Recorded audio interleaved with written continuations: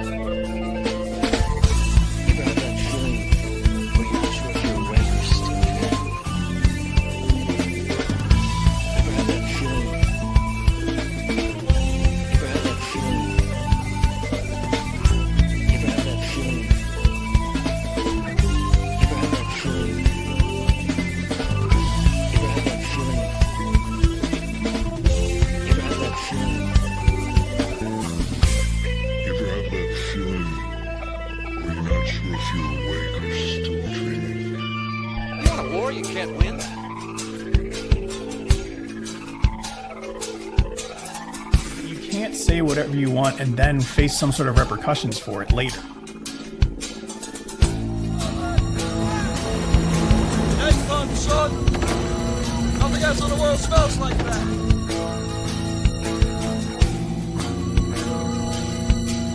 Kansas has possibly the weakest open records law in the country. Retaliatory animus, had it not been for that negative feeling towards speech, they would have not done that. You can still control my life. You're never yours to take. Are you telling me that 200 men against your boy is a no-win situation for us? Wishing you could see things was my way. When it all gets ripped away. I love the smell of napalm in the morning. I can't hide. Pain and drink. So far away. Sometimes it gets hard to breathe when it's thrown up in my face. All right, all right.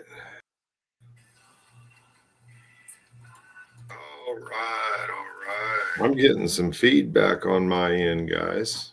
Phocion, how are you doing?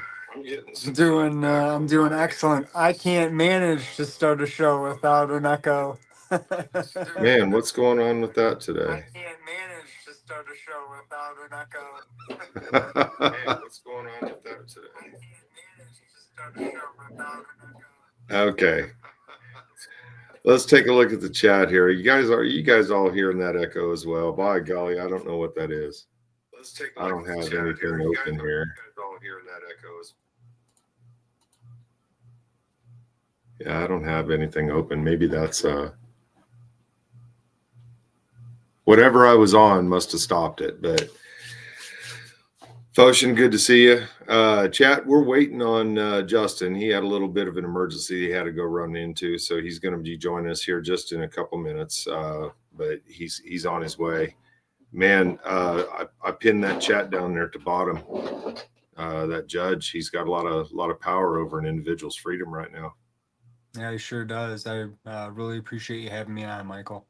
Well, the hours you've been pulling, man, I've been watching your lives and seeing you going through this stuff step by step and looking through these. I'll throw this, that's what it is. I bet it's this that's causing that. We'll see if that echo comes back now. But, I've been looking through this case that you've been doing with Lane and watching it, and you've put out the cases here, and you've gone live for hours on end tracking the lies in this thing. Yeah. And, that's the thing that I can't get enough of, is the fact that these people bring these lies into court that are easily provable. Jill Gillett. Yeah, she told, what was it? She told 33 lies to get the injunction, and then she went judge shopping to get the judge to say no more videos, you know? Well, no more videos for Lane. No more. Yeah, no more What's he saying? I videos. can't make a video. You can't make a video. Well, they're saying that she can't be contacted by third parties, that they should know by that hearing to not reach out to her. The level of stupid in the greater Tucson area is it's stunning. Well, I'm in Kansas. I mean, what's my risk And here I'm in tonight? Florida, right? What's my real risk here tonight? Am I going to wake up with charges tomorrow morning when I get up? Well, you know, I don't know how unrealistic it is. You know, I've got my channel and my name being mentioned in court documents, in court hearings. So, you know, should I be fearing something to come my way? You know, I told them to either stop bringing me up or charge me, but Uh-huh. you know, I haven't been charged yet. But you know, that's kind of been the running joke with me and Lane. It's not really, it's not real funny anymore, right? Now that he's sitting in fucking Right. jail because he made a YouTube video because he came on my show and got interviewed by me, Mhm. and because I produced a Christmas card meme. You know, that's why he's sitting in jail right now. It's messed up. And I can't believe that. And right there on the screen, Mr. Myers is lawfully exercising his First Amendment rights. And it's a clear understanding that pretty much everybody has. I would hope everybody has by now, that you cannot convert constitutionally protected activity into a crime. And that's, I mean, these aren't just hey, he's bothering me. These are freaking felonies, man. They're Yeah, hooking the guy up. 8 of them just in the summons that you had on the screen a minute ago, and then 3 additional that he was charged for last Thursday. Now, one of the big differences between Lane's case and mine, we discussed this earlier. My case was basically Jill Gillette seeking a protection order on me. She was seeking that. Now, I'm going to let you explain where we are right now with Lane's with this. My understanding is that she had filed something, and supposedly his First Amendment violated that. Say that, just repeat what you said. Just Well, so I'm the best I can tell is she filed some court document, and that court document says that his First Amendment is now illegal. well, that Shannon filed the court document. Yeah, she got some kind of. Did she get some Well, yeah, protection that caused him not to be able to speak? Yeah, Shannon has an injunction against Lane right now.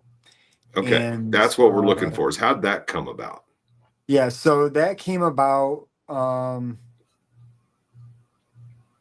Lane was being prosecuted by Matt Walker, and Matt Walker happens to be the husband of the husband of Shannon Walker, Mm-hmm. and Shannon Walker works for the University of Arizona in a at the time in a capacity. It was a program called special projects or something like that. Access to Justice Special. She was the director of special projects. So when Lane found out that that she worked for this program, and he was facing these criminal charges, he reached out to her to see if he could get access to justice. He left her one single voicemail. That's it. One voicemail. That's it.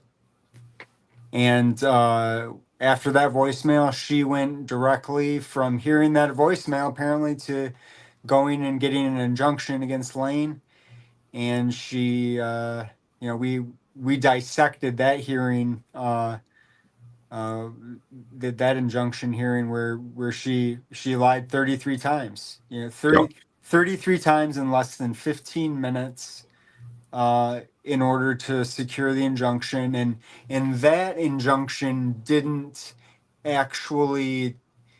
That judge didn't say that Lane couldn't make videos, but Shannon came back the next day and got in front of another judge, and that judge said, "Yep, you know what? No more videos for Lane. He can't mention you on social media." Now, Phocion, let's pause there for just a second, because you have a judge that's made a ruling in this case, or he's hearing the case. How does another judge get involved in this? How does she do that? Because in anything I'm involved in, even a new case that they file on me still goes to the same judge that I'm under right now.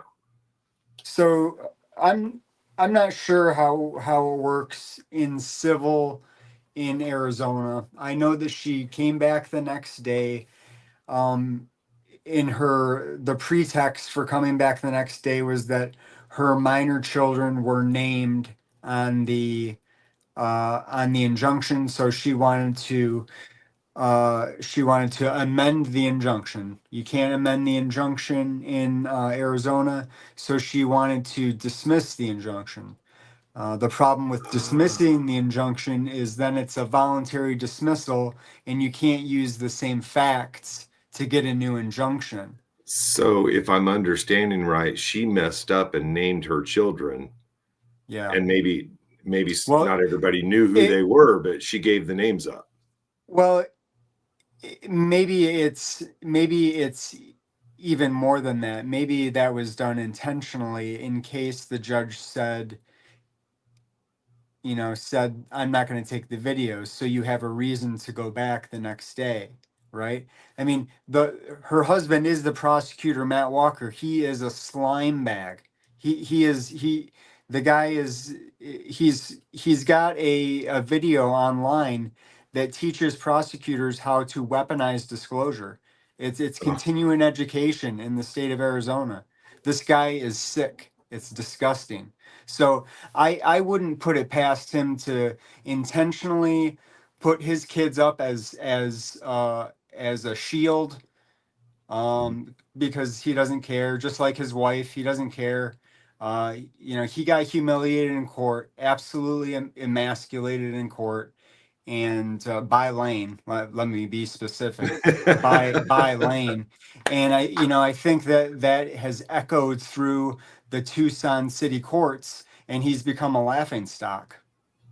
Oh wow, That stings, so this is really personal for them now. That's where their humiliation comes from. It has nothing to do with anything that's First Amendment protected. It's how they feel about having their Exactly. feelings. Yeah, this just is all shoved about back. them.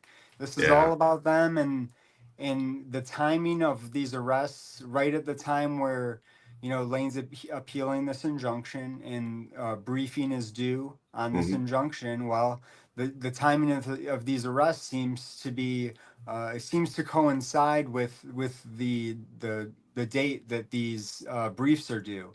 So I mean, and all that's going to do is delay a civil suit that there is no immunity for.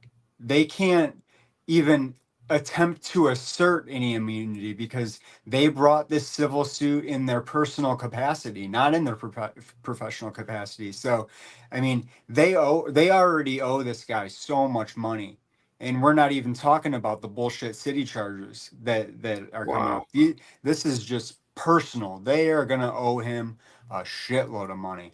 Man, when I was listening to him talking to the judge, when he basically knew that at the end of that hearing he was going to walk out and get put in shackles, and he was basically pleading with the judge to try to make sure he had a way to still work his case, because they were going to they're going to put him in a cage.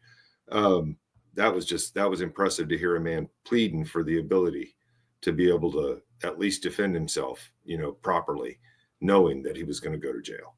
Yeah, and he knew he was going to jail, 2 days prior. We had been talking about that. So, these people aren't putting one over on Lane. Lane knows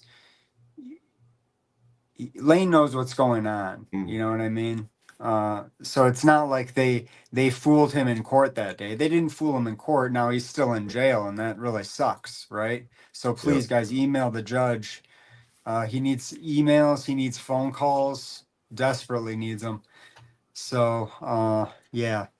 Well, and you know, let's listen to that. You mentioned that voicemail that kicked all this thing off. I've got that here. And I love the picture that you put with this. Let's listen to this voicemail because, yeah, let's just listen.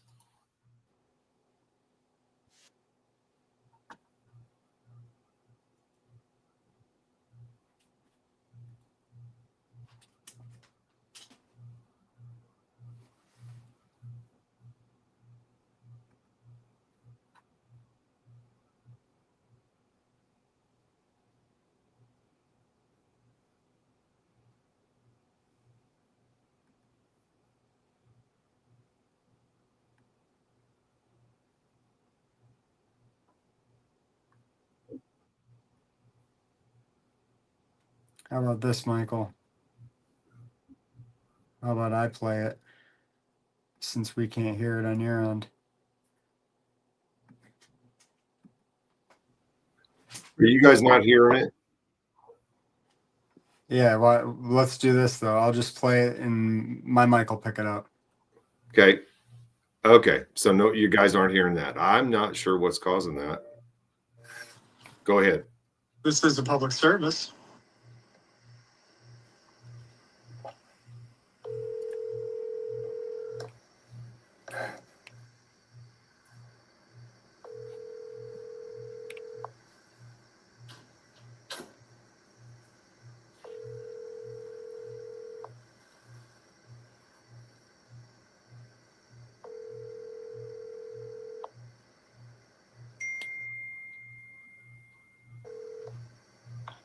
You have reached Shannon Walker, Director of Special Projects at the James E. Rogers College of Law.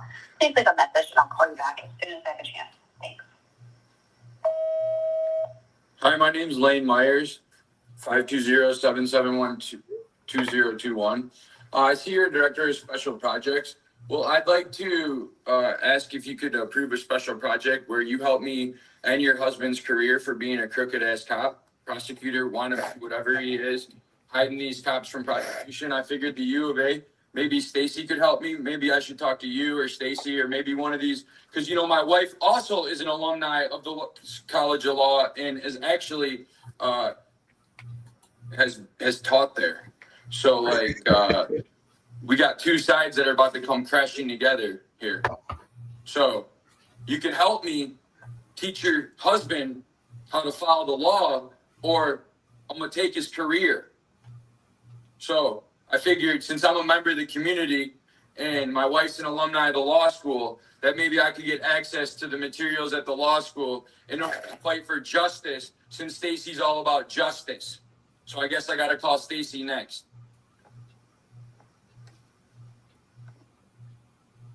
So, you know, we haven't even mentioned Stacy, and Stacy also works in this department at the College of Law. Stacy also got an injunction against Lane. Lane challenged that injunction and won.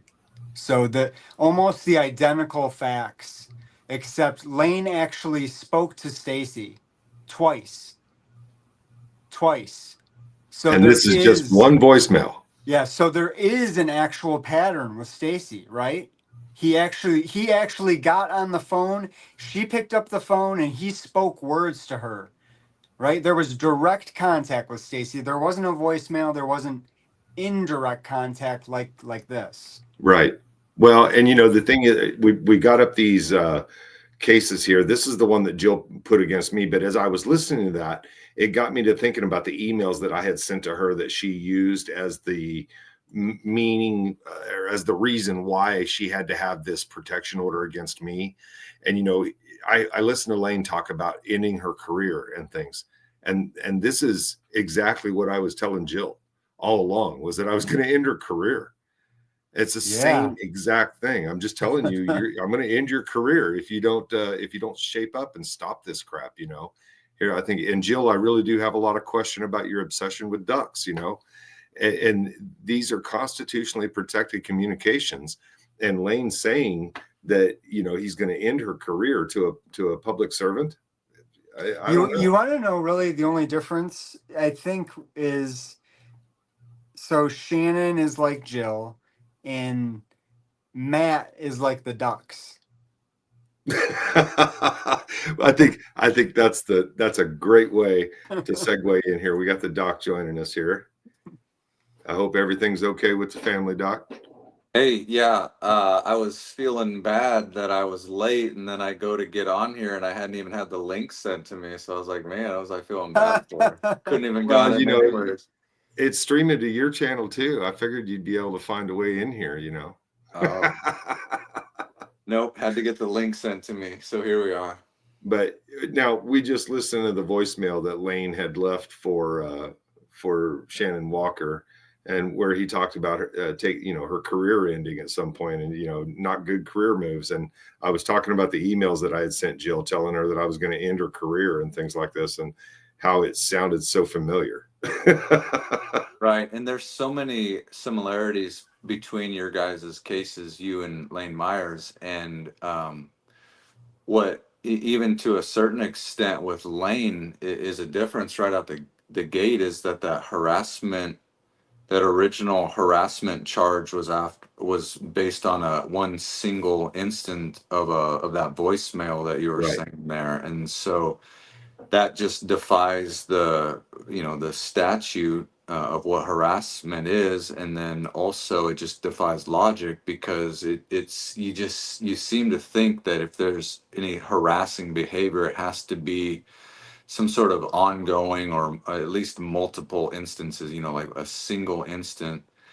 Doesn't seem like it would rise to that. So that harassment charge, whereas with Jill Gillett, she tried to lump all these different, a voice, an email here and an email there as being the harassment. And, but with Lane Myers, it was just that one single instant. And then where then it becomes an issue there is that, clearly this was a First Amendment protected activity on each of those additional charges that he got, that he's got a ruling from a judge that says that those videos that he posts up on his YouTube channel are First Amendment protected. They don't need to be taken down. So he's got that ruling saying that those videos he's posting couldn't qualify as harassment because it's a constitutionally protected thing. You can't turn that into harassment. And not only that, if you were going to actually charge with something, it would be violating the injunction, not fucking harassment.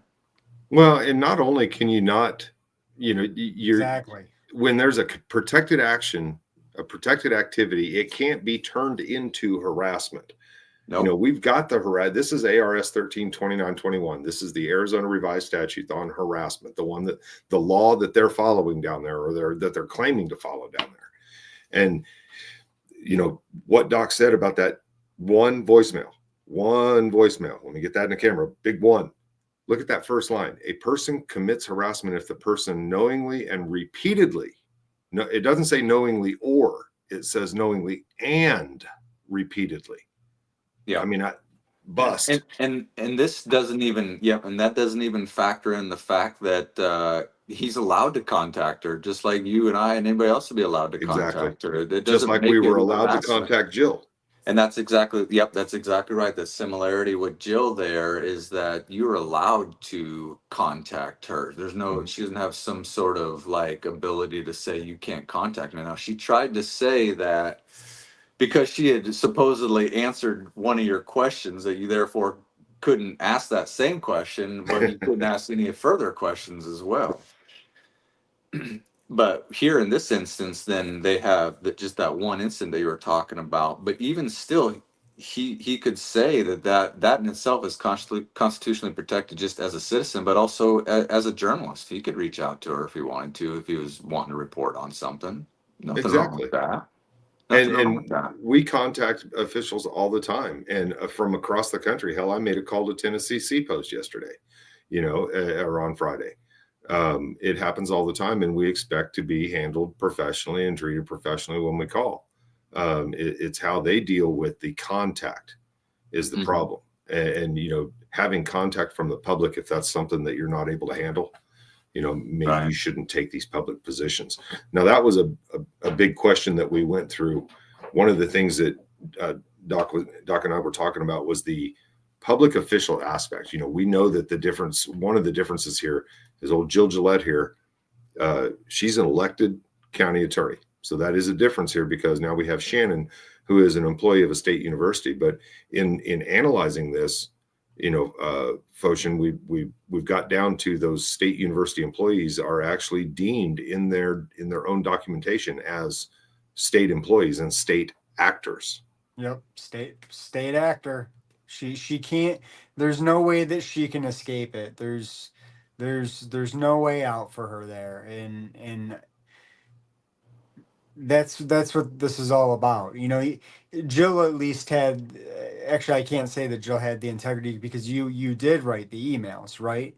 Right. But you know, the difference is that when Shannon tried to get this injunction, you know, other people had sent emails, other people had sent voicemails to her. You know, other people had looked up her number on her public facing website and contacted her, and she's trying to say that third party contacts are somehow the responsibility and fault of Mr. Myers, which is, it's patently absurd. That's a very common theme in our case as well, because I'm just going to go ahead and put this guy up here and make him a spotlight. There was this fellow named Robert Desmond, and if you see him on Facebook, you can just tell him I said hi. But he apparently called down there and told her he was going to drag her out of the courthouse and string her up in a tree. And yeah, see, that's a threat, and I don't like I'm not down for that. You know what I mean? I'm not down for threatening public officials. You know, that now publicly shaming them. Exactly. I'm all about that. I'm all about that. Give me some more of that. Right. But that's the thing, when they try to take this conduct that somebody else has taken, you know, that's well beyond anything that we're going to do ourselves, and then they try to make it something that we're responsible for. That's where I have to draw the line. Here's this guy. Well, you know, the other thing that makes that absurd as well, and Lane makes that case in the motion, is that the state would have to show that they are prosecuting everyone in the same way that they're handling it with Lane. And if other people have posted the same a video or the same information on their YouTube channels that would be within that jurisdiction, well, why aren't they also being charged? If it really is harassment in their eyes, if Lane does it, then why also isn't it harassment when somebody else does it? We also have to keep in mind that one of these newest charges is actually for a video on my channel. So he's being charged for a video on my channel.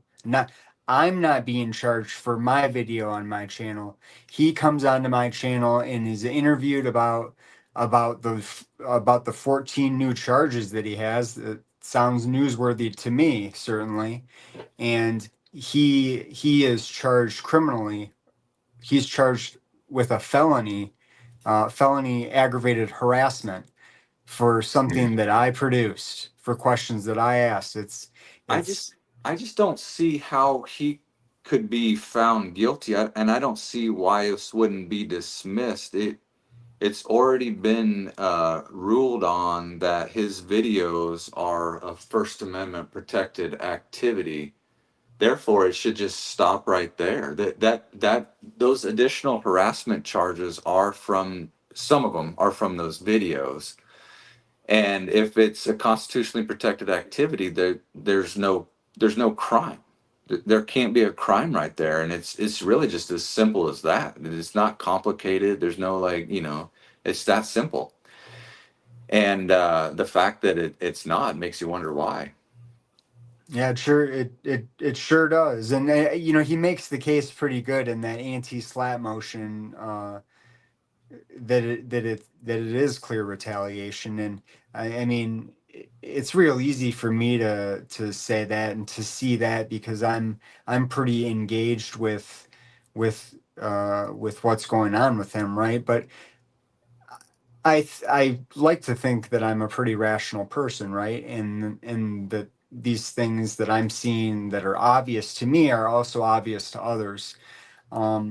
So the fact that the judge has the ability to take action on this anti-SLAPP motion, and that he hasn't, it says something to me, and it doesn't send a real positive message to me. I want to think this judge is an honorable man, right? That's what I want to believe. But in order to do that, he has to do honorable things. You know what I mean? Yeah, and you know, in Michael's case with Gillett, there, his case was that easy. So he got 9 allegations brought against him by Gillett, and she lost all 9. So it was There was over 11. She just couldn't Well, count that far. There was yeah, actually 11. and yeah, 11. And so the thing about it is that it really was that straightforward and simple of a thing, is that everything Michael did, even the stuff Jill lied about him doing, because she did lie about things that he did as well, but even all of those things were constitutionally protected. And because it's constitutionally protected, there can be no crime involved on that. It's an impossible lift by a judge to make, because he'd have to override the Constitution on that, and that's precisely what happened with Michael's case there as Right. well. So him showing up there and asking her questions and filming and emailing, all that stuff's protected. And So see here, therefore the judge's hands are tied. The judge can't say the other way, because he's going against the Constitution. Now, here in Kansas, if Michael's case would have ruled in favor of Jill Gillett, it would have set precedent here in Kansas that public officials now can claim harassment if they're being asked questions. That there's no other cases that have gone that way here, and it's precisely because it's a constitutionally protected activity. and you see here where and this is in my filing, she tried to hold me accountable for what apparently people who had viewed the channel had done. She had received those threats from people, and it became my problem. And I didn't, that Robert Desmond, I mean, I even got onto him. I was like, hey, dude, you realize you're going to go to jail if they catch you doing that, But yeah, that's you do that stuff down here with Sheriff Mike Chitwood, and he'll have you extradited for over online threats. He's a madman. really, Yeah, he's done it several times. He will have you arrested, put you on a plane at our expense, and he'll fly you to Florida just so he can get a photo op with you getting off the plane, and then he'll charge you with whatever the fuck you did. and that's for an actual threat, though. That's not some bullshit. I mean, like yeah, we're talking about actual threats. I think, yeah. So it's interesting, these online platforms on YouTube, these news channels like Lane, like Lawrence, like all of us here. Mhm. They seem to get held to that standard by these public officials, that if people watch our stuff, now we are ourselves guilty of their actions, whereas local CBS station, somebody watches their shit and then they go and do something, nobody's fucking blaming CBS, Yeah, I mean, whatever. do you guys know who Bob Biscabing is? No. He exposes gross government corruption, and he happens to be I think he's actually in Phoenix. But when people are outraged at the government abuses that he exposes, Bob Biscabing isn't dragged into court and charged with harassment. You know what I mean? Right. So I mean, obviously we're clear thinking, rational people, so we know that there's no difference. But I don't know why that's such a hurdle for others to understand how the First Amendment works. That it's written right in there. Well, and I'm having a problem with the fact that we have 2 states in this country. We have one situation where a prosecutor tried this, a state actor tried this, and it failed. The judge saw it and stopped it. And then we have another situation not more than a couple months later. I mean, this just came down towards the end of summer last year. Now we have, less than 6 months later, we have her filing this stuff on Lane.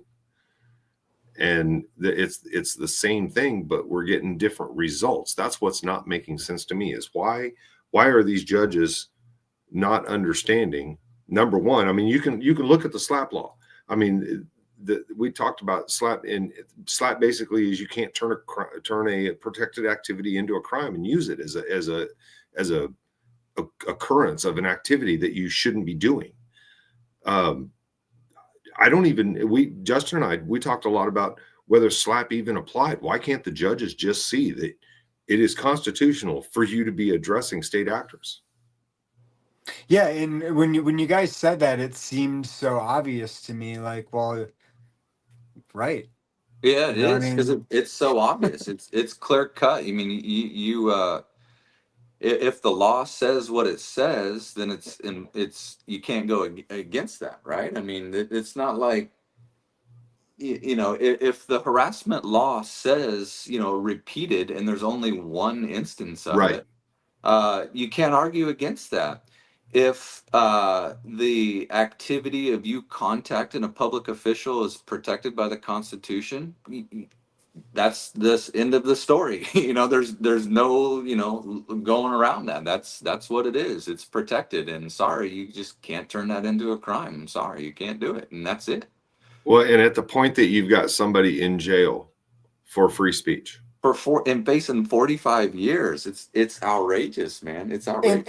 And I mean, I think it's extremely important to keep in mind that this is not post conviction jail time. He is right.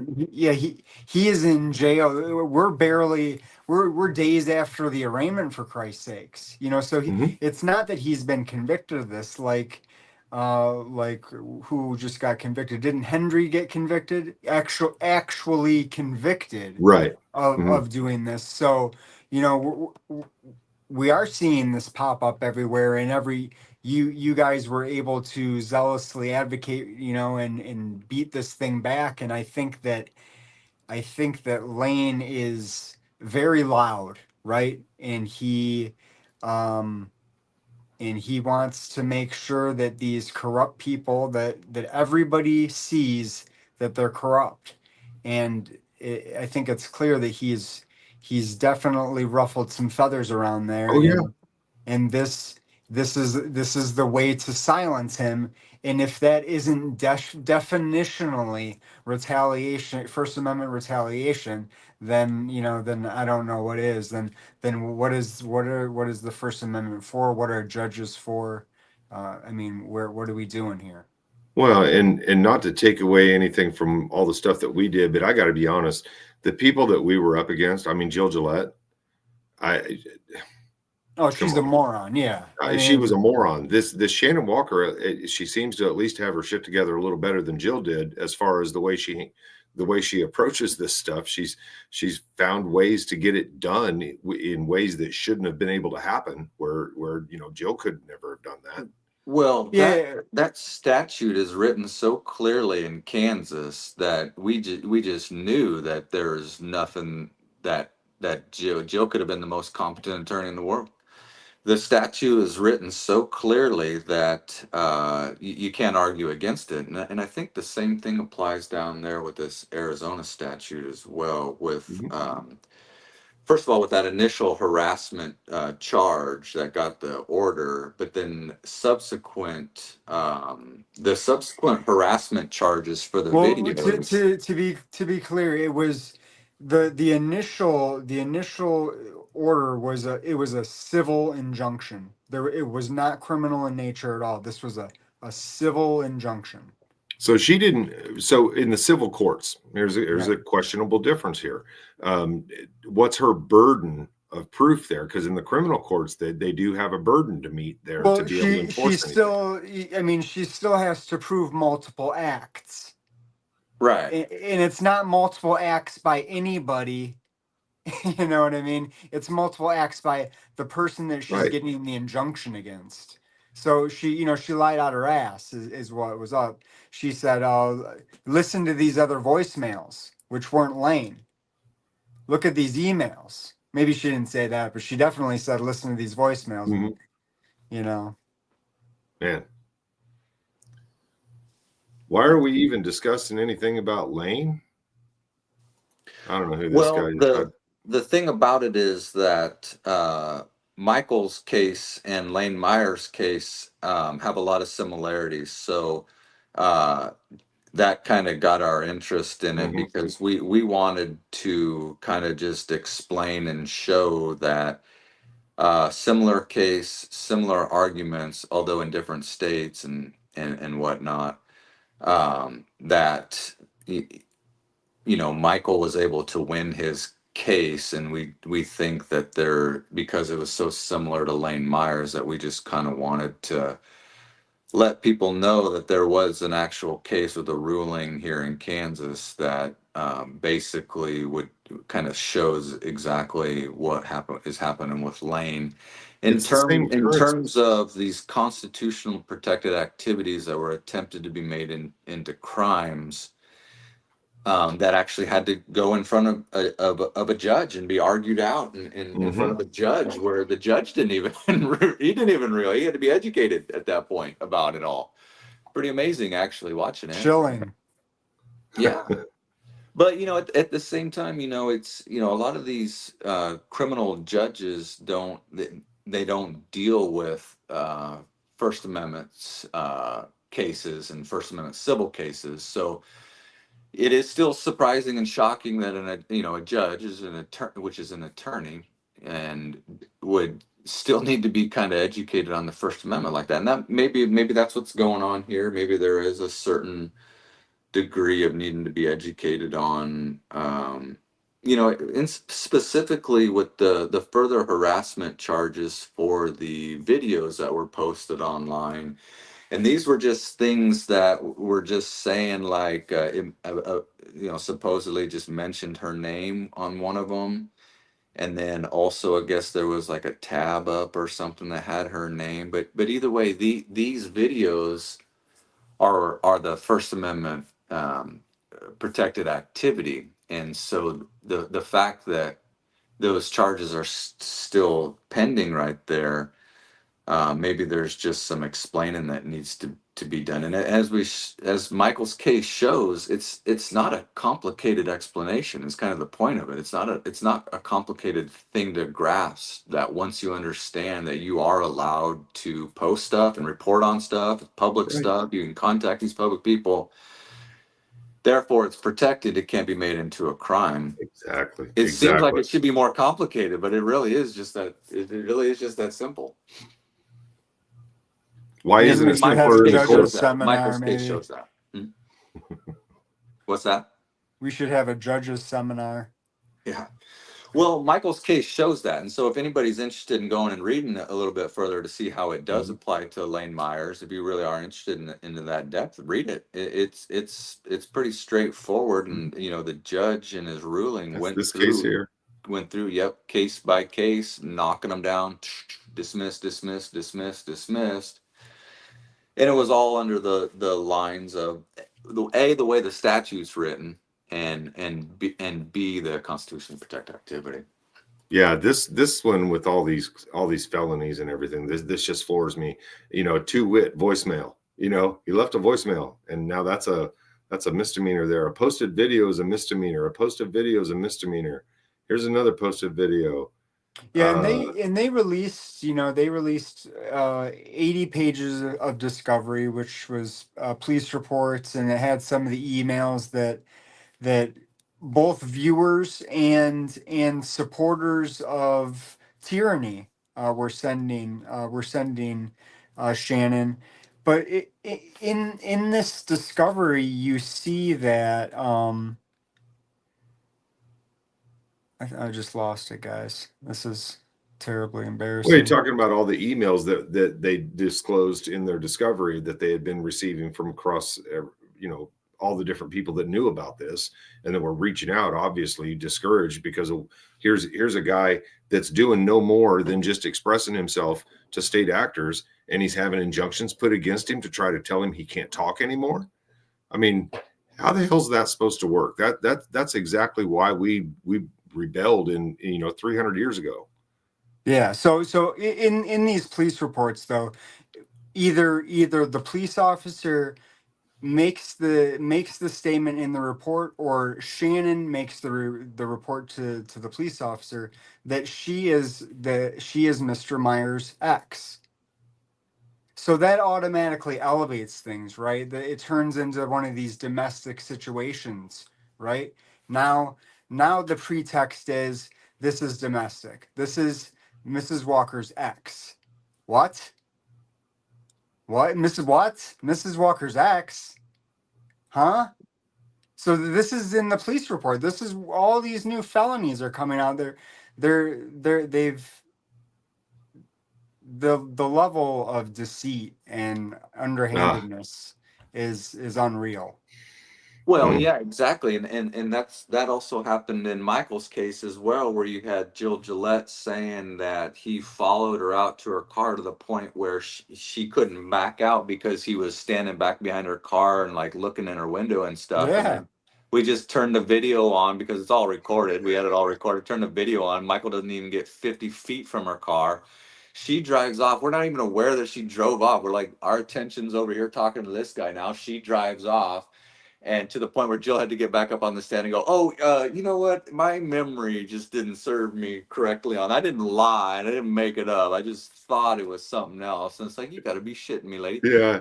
And she also did it as well, saying that Michael was yelling at her going up this set of stairs to her office. And Michael's completely silent on the way up there. He doesn't say a word, as shown in the video. And I'm the only one that's even talking to her. I'm not even yelling at her. I'm just talking to her. And she tries to say Michael was yelling at him. But they just flat out fucking lie on this shit, man.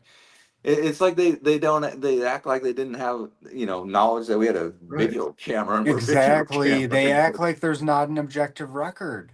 Yeah. It's crazy. It's crazy. And Lane's the same way. He's got a record of everything, but you can't. You can only act this way when there's not an objective record. Yeah. When somebody records everything, you don't get to fuck around with that person. Right. Yeah.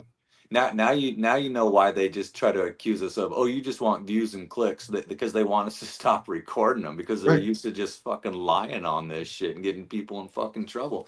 And now that we're recording it, they don't like that shit, because now they got to try to be fucking honest, and it's a real struggle for these assholes. Yeah, it is a real struggle. Let's be real. Fox doesn't want clicks. Right. Fuck if they don't. That's all they want. They want their clicks so they can get their ad revenue. Let's bring it right back to law enforcement. Our local sheriff here, he's starting a podcast now.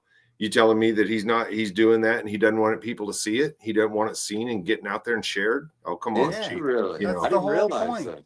Yeah. The only difference is that they want a bunch of ad revenue and we want shit to change. Right. That's the only difference.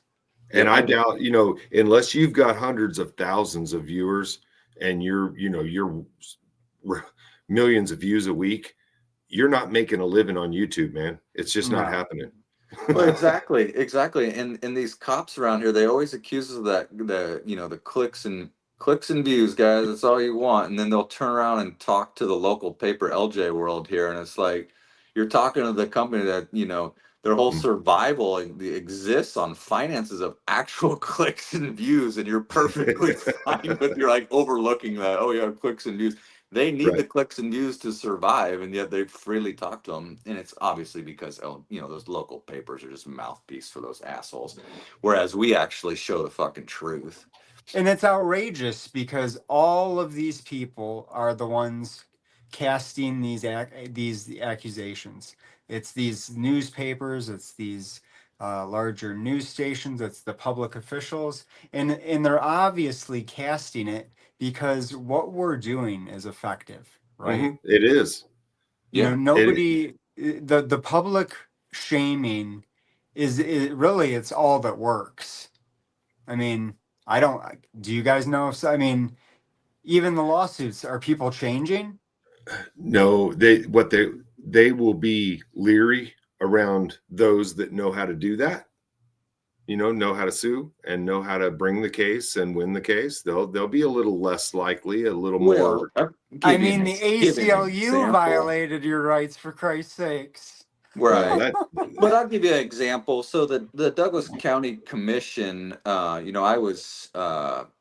had sued them, and they were, as part of their general public comment over the last year, were relying on another ruling in my city lawsuit, and they were using that ruling to violate my rights further. Yep. And just recently, the judge in that Douglas County lawsuit issued a ruling, and they've since removed that language from their general public comment about the recent federal filing, and it's because because they were doing it wrong. In my mind, that shows that there's change, and that case hasn't even been finalized. And just a ruling, I believe, was enough to make them kind of change up a little bit. Good. So well, they quit reading that little. Congratulations. Good job. It's fucking assholes. Well, it's a slow process. Slow process. Definitely. Now Lane's situation right now, he is awaiting the next hearing.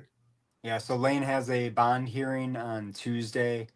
From what Lane believes, Lane's going to be in jail after that bond hearing. And then he has so the bond hearing is in front of just some judge that hears bond hearings. And then on Friday, the 25th, he's back in front of Judge Metcalf on an order to modify the conditions of release. So I don't want to say for sure. I thought that he had written a motion on that, but I think the only thing he's filed is the anti-slap and his notice to appear. So yeah, I think it's just those two things. So he filed that anti-slap in that motion, but in that motion, he also, he makes the case that, they're even bringing the wrong charge with harassment because, as we talked about, it's constitutionally protected activity. So they're even bringing the wrong charge and says, if you really wanted to say I had done something wrong, allegedly it'd be the violation of the injunction, which is an entirely different statute. So they're not even bringing the right charge against him. Yeah, and that's the thing. They're charging him purposefully with something like this because it doesn't have that language like you just mentioned. The crimes that he should be charged with all have the language that says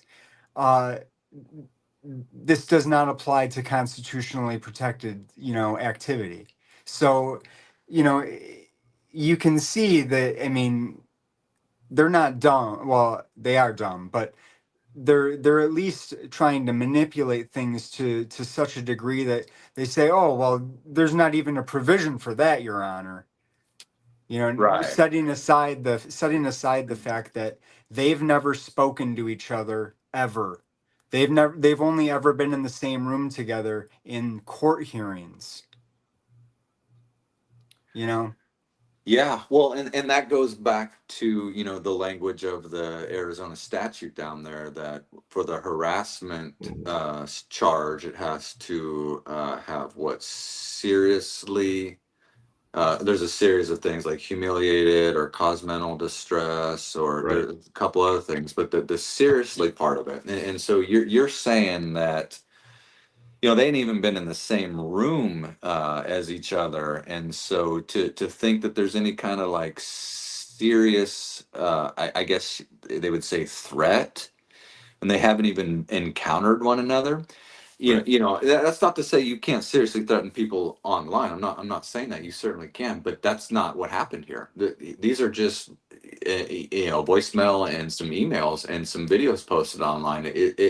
A reasonable person couldn't conclude that would cause any kind of serious harm to her in any sense of whatever that statute says of humiliation, mental distress. I forget the other ones as well there.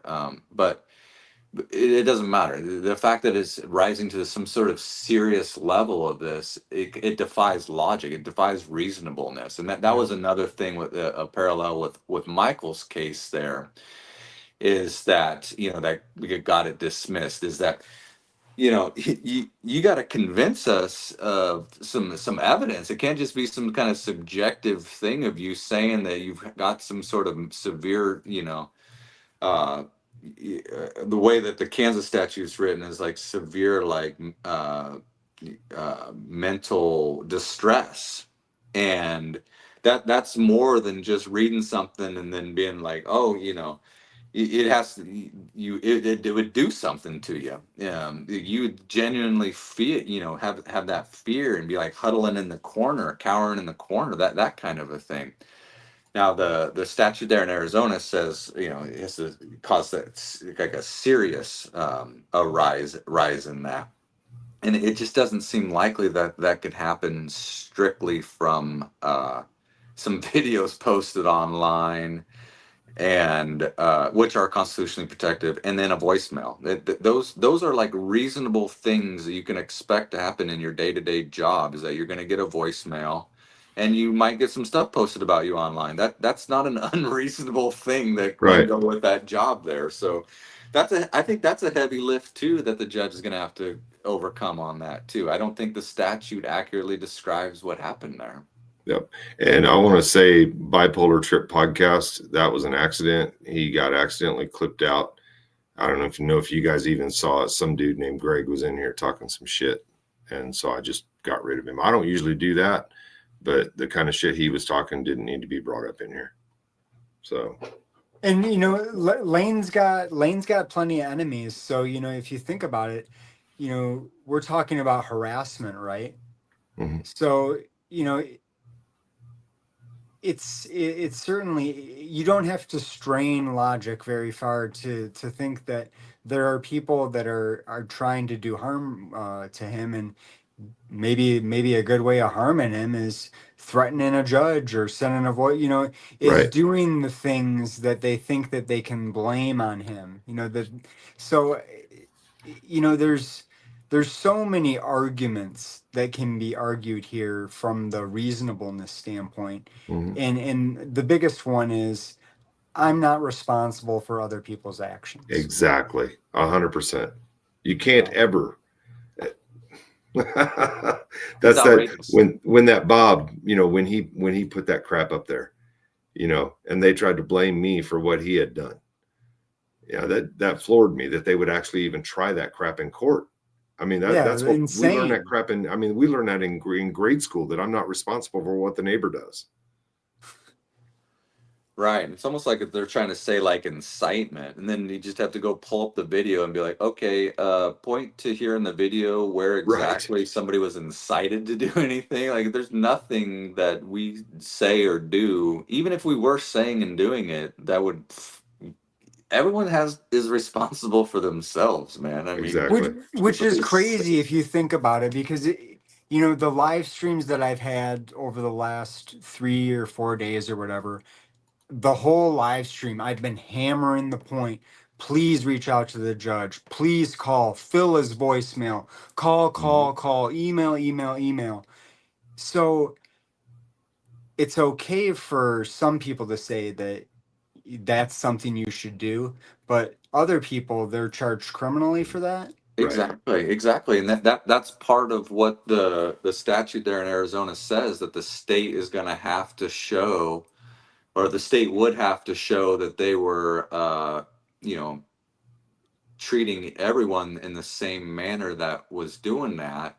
And that doesn't seem to be the case. It doesn't seem like they'd be able to show that, because it seems like it's only Lane Myers that's been harassed like this. And speaking of that, so in a just world, that his case would be dismissed, and then he would be able to turn around and file harassment charges on all these assholes that are doing this to him, because talk about fitting the definition of the fucking statute. Absolutely. Harassing him over this shit, and it's not even, you know, and he's not even doing anything wrong. Talk about harassment right there. Shit. Unless you're on the other side of that, you might not even fully comprehend or grasp how shitty that is. But that's fucking It's above gone beyond harassment. harassment to Yeah, aggravated exactly. kidnapping. Well, yeah, at Right. this point. Yeah, at this point. Yep. Well, and you talked about, you know, you've told people to call, you've told people to reach out. I'm desperate for people to do Right. it. I'm begging people to but do it. that's what that's basically Lane was telling people, redress your government, and he's Exactly. in chains. Okay, well, what about all these let's look at religious organizations that tell their flock, you know, contact your congressman, contact your senator, let them know how we feel about this bill or whatever. Are those people guilty of inciting a riot or harassment or anything else? I thought this is how it was supposed to be done. That You That know, doesn't seem controversial, does it? It doesn't seem controversial to say, go contact your government and let them know what you're thinking about. That's not a controversial hey, buddy, thing to do your say. job right. Yeah. right. doesn't seem Well, like it's a not stretch. controversial until somebody's in chains, right? Well, I mean, just the act of saying, encouraging your fellow citizens, hey, go tell your government what you think of them, just does not seem like something that is a controversy. So, well, Phocion, I know you're worn. I know you've been pulling some long hours covering I know this, I must look it. well, people were noticing that you were a little tired, and I know Lane sure appreciates your help. We sure appreciate Lane. I learned so much from just watching that guy and reading his documents. You know, guys, if you want to read some strong legal filings, pull up some of the stuff that Lane's filed. It's not a bullshit exercise that he's doing. He actually knows what he's more doing. than some of my best teachers. So Yeah. I mean, you know, it's okay. I'm a little tired. I'm not in jail, you know. So Right, exactly. Yeah. And EAI, you're right. He's a political prisoner. Absolutely. All Guys, right. I really appreciate you having me on your shows. I can't tell you how much I appreciate it. Dude, Hey, you're an appreciate you, inspiration, man. man. You're the leader here. I appreciate you, and you always will turn around and post my videos on your channel, so I always appreciate you doing that. That helps send people my way, so I appreciate your support, man. Well, you guys are real, so that's what I appreciate about you. All right. Well, I did like that that this is dreaded accountability. Hell Yep. yeah. You know, it is a public service, right? It's spreading, boys. It's spreading. Let's keep it going. All right. I appreciate you guys tuning in. I appreciate everybody being here. We're going to go ahead and roll out. Have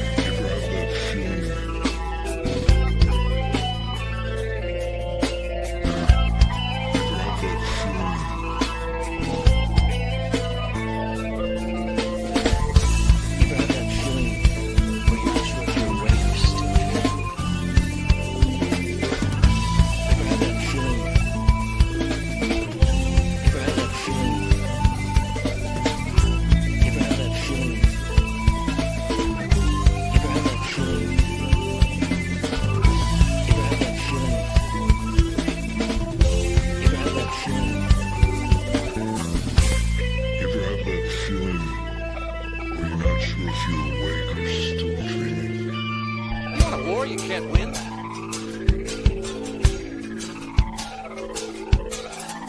You can't say whatever you want and then face some sort of repercussions for it later. Next time, son. Nothing else in the world smells like that.